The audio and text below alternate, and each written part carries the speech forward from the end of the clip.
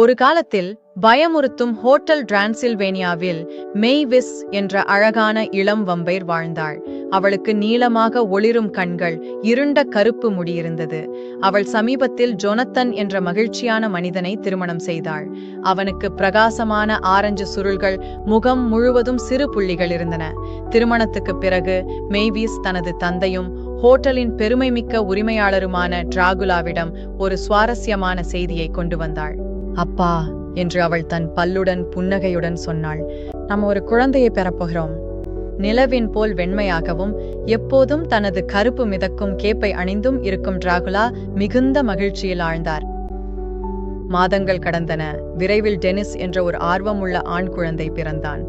Denis மிகவும் அழகாக இருந்தான். அவனுக்கு ஜொனத்தனிடமிருந்து வந்த சுருள் முடியும் மெய்வீசைப் போல வெண்மை நிற தோலும் இருந்தன. அவனது கண்கள் பச்சை நிறத்தில் பிரகாசித்தன.